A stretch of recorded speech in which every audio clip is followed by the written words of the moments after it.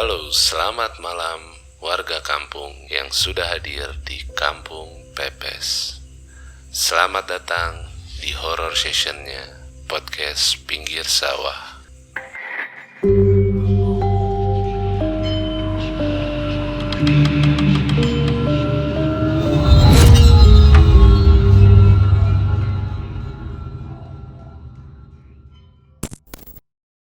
Kali ini kita main horor-hororan lagi. Tapi horor kali ini sepertinya unik gitu karena kita mengangkat mitos dan rumor yang berkembang di daerah Lampung gitu. Horror season kali ini saya kedatangan dua orang teman lama saya yang the best banget sih dulu gitu. Terus pas lagi ngobrol-ngobrol sebelumnya, terus ternyata ada cerita unik yang bisa di-share nih sama dua orang ini. Boleh diaktifin dong, udah boleh di-unmute. Sudah selesai opening saya. Jangan diem-diem, saya sendirian ini. Gua perkenalin dulu orang yang pertama. Bapak Fendi Nurrohman alias Toyo. Suaranya cek. Halo. Nah, tuh Bapak Fendi. Suaranya udah kebas belum? Halo guys. Halo. Jadi kenalin, saya adalah bintang tamu podcastnya Bapak Bo. Jadi saya ini teman lamanya dan nggak pernah bekas temen ya. Jadi saya tinggal di Lampung dulu. Saya orang Lampung, kebetulan dulu kenalan di sebuah pekerjaan. Jadi saya ingin menceritakan experience, pengalaman, hal-hal yang horor di tempat saya tinggal waktu itu. Gokil. Yang kedua kita bersama dengan orang sekampungnya gitu. Teman saya juga dulu kita di kosan bareng gitu. Silakan Bapak Albert Abel. Halo guys. Halo Pak Bu. Halo guys. halo. Kenalin, gue juga temannya Pak Bro, temannya Pendi. Satu kampung juga di Lampung, kebetulan juga beda desa sih. Ya, diketemuin di satu kosan lah. Terima kasih Bapak Fendi dan Bapak Albert sudah mengenalkan diri. Dan sekarang perkenalkan saya yang akan membawakan acara ini, Wicak Tebu.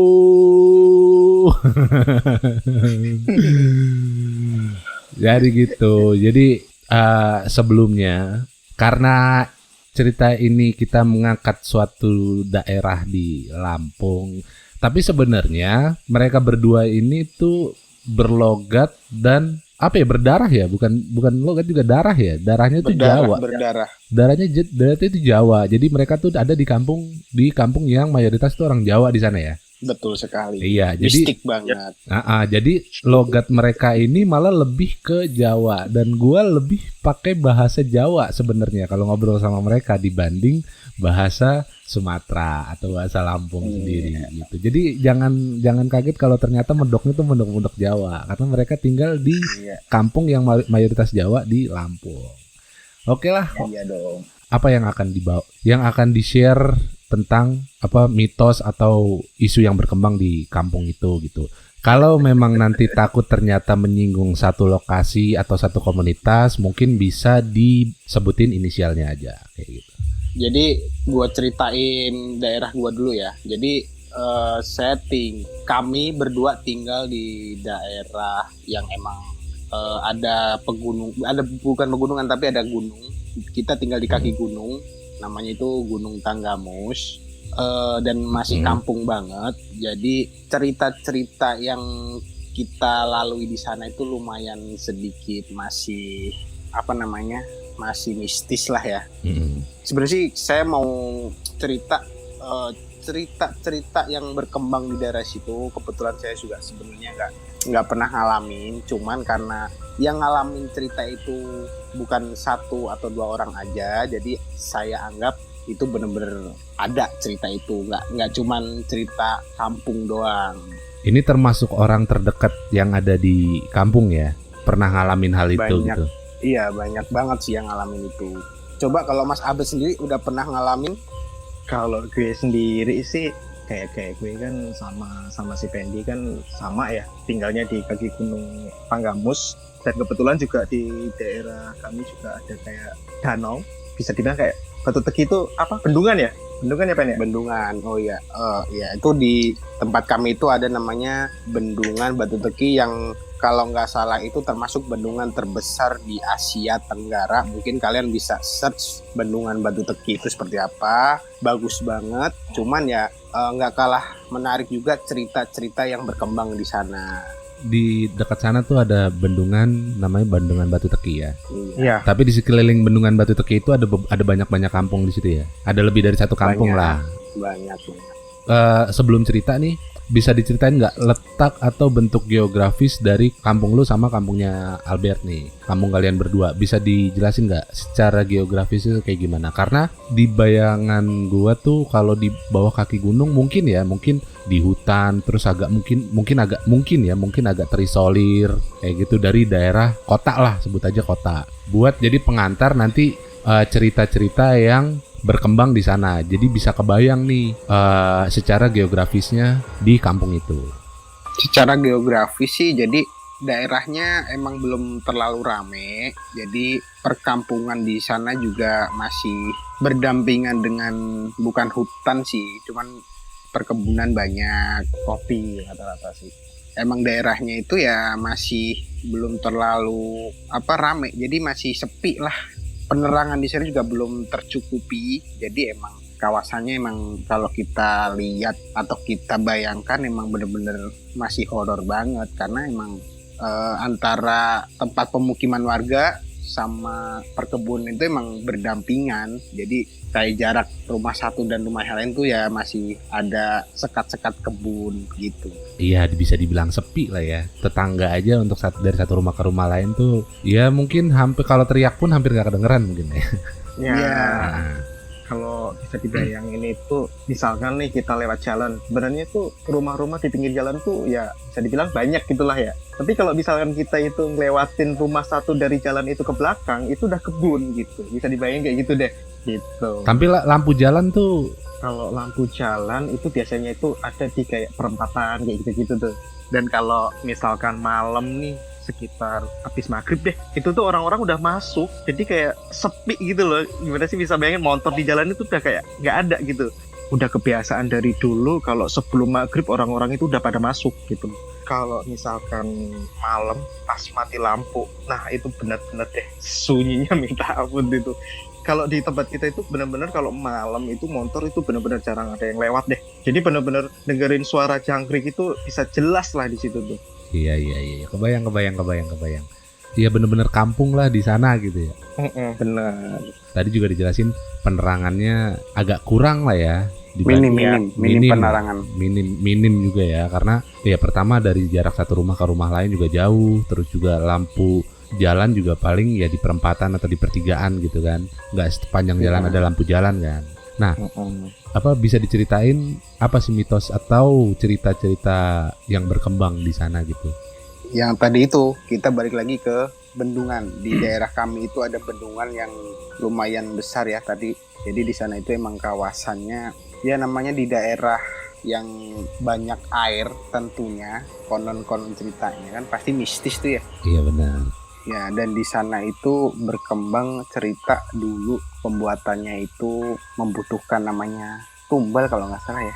Iya. Enggak sih Bet, dengar cerita tumbal itu nggak sih? Iya. Kalau nggak salah cerita yang beredar ya, karena emang yang cerita itu nggak satu atau dua orang, itu banyak banget cerita yang beredar. Emang suasananya itu beda aja gitu kalau misalkan lagi main ke sana gitu kan. Kalau gue sih sebenarnya sama Pen, cuman ya memang di sana itu ya banyak yang kabar beredar. Apalagi kemarin ini, tepatnya kan gue kemarin kan pulang 40 hari nyokap gue itu. Nah itu banyak cerita dari anak-anak kampung. Jadi ceritanya itu ada orang Argopeni, itu kebetulan. Argopeni itu apa tuh? Desa, nama desa. Nama desa. Ini boleh gua share atau harus disensor aja? Nggak apa-apa sih. Nggak apa-apa. Masih. Terus kebetulan dua orang ini suami istri punya kebun di Batu Tegi itu. Nah di daerah Batu Tegi itu kebetulan kan di sana kan rata-rata itu kan itu pegunungan ya, pegunungan yang dibendung jadilah danau itu kan. Jadi di sana itu kebanyakan emang perkebunan. Bisa dibilang tempat berkebun lah di sana itu. Jadi desanya masih jarang gitu loh. Oke. Nah, kebetulan 2 orang ini kebunnya itu harus menyeberang. Jadi dia pakai punya perahu pribadi lah, bisa dibilang begitu. Nyebrangin bendungan itu. Nyebrangin bendungan itu. Oke. Dia harus nyebrangin bendungan itu pakai perahu. Oke, I see. Nah, cerita yang kemarin itu kebetulan kejadian pas aku pulang tuh. Jadi cerita yang beredar itu mereka itu berangkat pagi, nyampe sana itu sekitar pukul 9 lah, 9 pagi lah. 9 pagi itu mulai nyebrang. Dan singkat cerita mereka itu tuh sebelum itu mau mancing-mancing juga. Sebetulnya tujuannya itu tuh kalau menurut cerita ya, karena kabar yang beredar di sana itu ada yang cerita kalau mereka itu lagi mau mancing, ada yang beredar juga mau berkebun gitu loh. Oke. Tapi kebanyakan yang cerita di sana itu tuh memang kebunnya di daerah situ gitu. Nah, waktu berangkat pagi jam 9, mereka biasa pulangnya itu kalau biasanya dari kebun itu sekitar jam 2 atau jam 3 sore lah gitu tuh, nggak salah itu dari sana itu. Biasanya nyampe rumah itu jam 4 lah sebelum asar ya, jam 4 ya. Nah itu udah nyampe rumah tuh. Cuman kok nggak nyampe sampai maghrib gitu kan. Akhirnya kan dia juga punya anak ya. Akhirnya ngomong lah sama tetangga-tetangga di situ, kebetulan juga ada kebun di sana juga gitu kan. Nah setelah ditunggu selama kurang lebih 1x24 jam nggak ada kabar gitu, karena di sana juga kebetulan itu ada bisa dibilang semacam gubuk lah, rumah tempat berteduh lah bisa dibilang kayak gitu. Jadi kalau misalkan cuaca lagi buruk atau apa, mereka menginap di situ gitu. Setelah itu besoknya anak dan orang yang kebetulan punya kebun di situ ke sana. Ya, kemungkinan mungkin di sana kali ya. Ya udahlah, karena penasaran dan was-was dan mungkin anaknya punya feeling, akhirnya ke sana. Dan kebetulan nggak ada dong gitu kan. Jadi nggak ada di sana. Nah, waktu itu perahunya itu ditemuin warga di sana. Ditemuin warga, ini perahunya siapa gitu kan. Karena kan perahu kan nggak tenggelam. Iya. Ini perahunya ditemuin di seberang berarti ya? Iya, jadi katanya itu perahunya itu udah nyebrang. Jadi nyebrangnya itu bukan ke arah kebunnya, tapi ke arah kalau nggak salah itu ke arah bendungannya. Nah, jadi dari situ dapat info.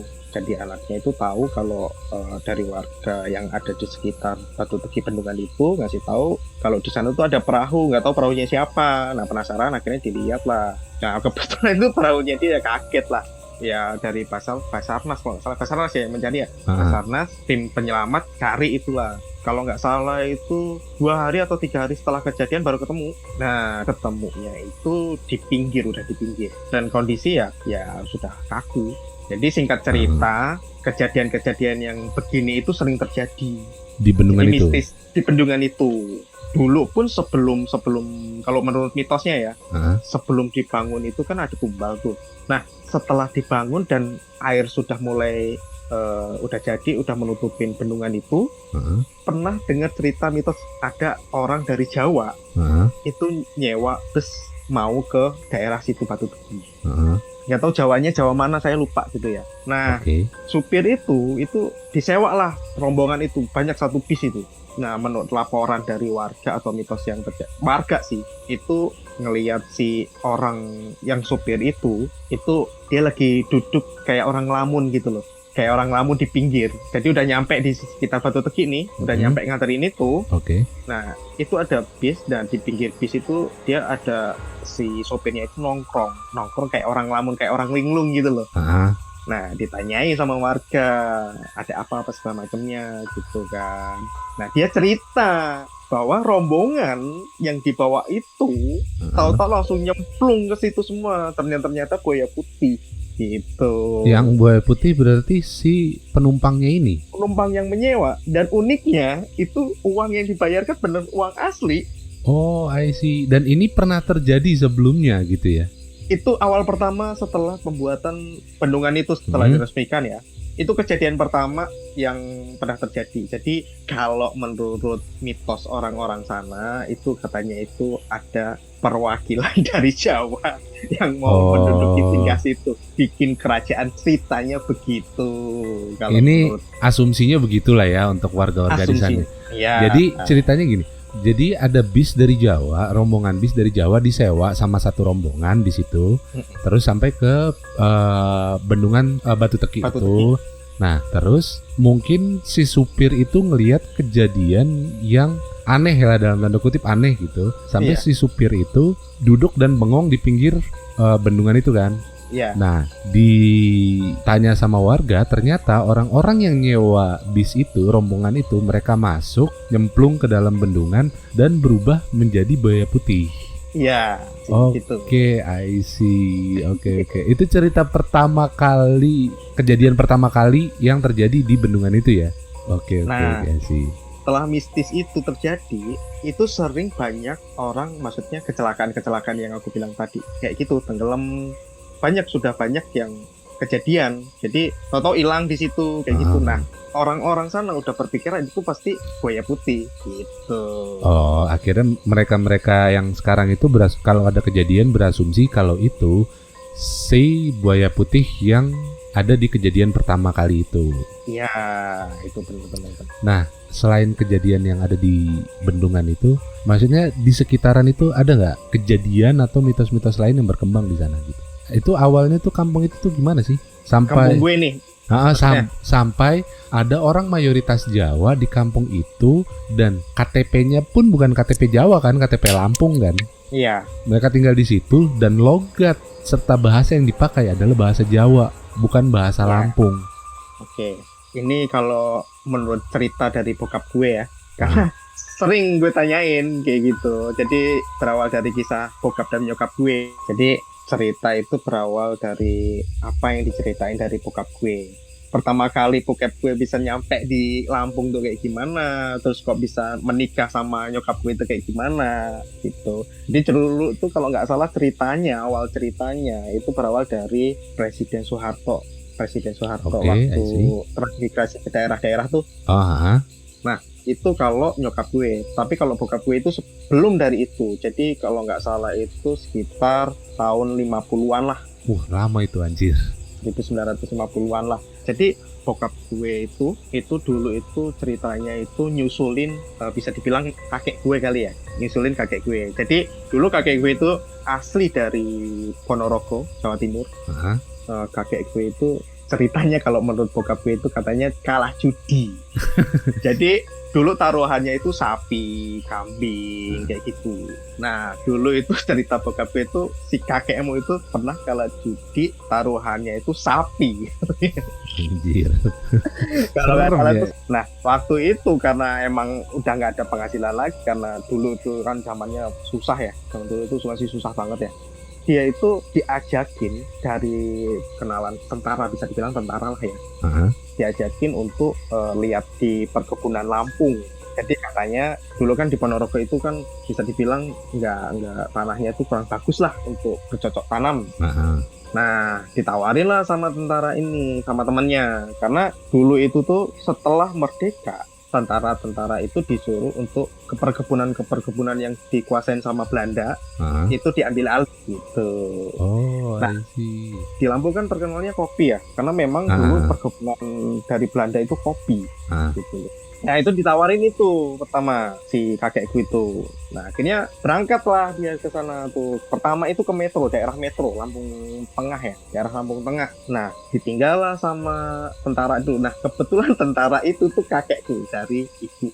Jadi dulu di metro, nah kenal sama orang-orang di metro, dan kebetulan orang-orang di metro itu orang-orang Ponorogo semua, rata-rata itu orang Ponorogo. Satu reok lah bisa dibilang, padepokan. Di situ ketemu sama orang-orang situ. Nah, mereka bercocok tanam lah di situ. Nah, kebetulan di daerah metro itu juga panas. Nah, di situ si kakek itu kenal sama kebetulan orang Ponorogo yang merantau tapi ke daerah Gisting, daerah gue Tanggamus tuh. Wah, di sana bagus nih, kebun gini gitu. Nah, diajakin lah ke sana. Nah, akhirnya di sana ketemu sama kakek gue ini, yang tentara ini. Ketemu di situ. Nah, waktu itu di situ ngelola kebun lah di situ. Itu awal mulanya orang-orang dari Jawa gitu bisa ke situ, rata-rata mereka merantau ke situ, dan kebetulan itu emang dibawa sama tentara-tentara untuk ke Lampung gitu. Oh, oke. Itulah. Rata-rata orang Jawa yang ke situ untuk mengelola kebun yang ada di sana, baik mengelola ataupun bercocok tanam atau membeli tanah yang ada di Lampung untuk berkebun lah ya. Akhirnya memilih untuk tinggal di sana kayak gitu. Sampai akhirnya budaya dan bahasa yang mereka gunakan karena mungkin paguyuban gitu kan. Jadi mereka lekat dengan Jawanya dibanding Lampungnya. Kayak gue pun kalau di Jakarta ketemu orang Jawa kayak sebenarnya kayak sama lo berdua juga bahasa yang biasa gue pakai sama lo berdua kan juga bahasa Jawa gitu kan. Meskipun kita sama-sama di Jakarta. Oke, I see. Nih sebelum lanjut cerita selanjutnya mau dibuat episode lain gak nih? Yang jelas kan itu baru cerita yang sebenarnya jauh dari kampung kita ya, Bed ya. Ya, mungkin episode ini bakal gue pecah dua gitu. Bukan pecah dua ya, bakal gue lanjut di episode selanjutnya. Itu baru cerita dari si Albert gitu kan. Nah, ada cerita juga dari si Fendi. Nanti juga Albert juga cerita lagi, tapi itu bisa kita next di episode selanjutnya kayak gitu. Sebelumnya thank you dulu Albert sama Bang Pepen. Sebelumnya nanti kita lanjut lagi lah kini ceritanya. Thank you. Buat para warga kampung yang suka sama konten kita, jangan lupa follow sama nyalain lonceng notifikasinya, terus kasih bintang juga, fitur baru di Spotify. Terus buat yang gak suka sama konten ini, ya di skip aja kayak gitu. Oke, bye-bye semuanya. Terima kasih. Selamat malam.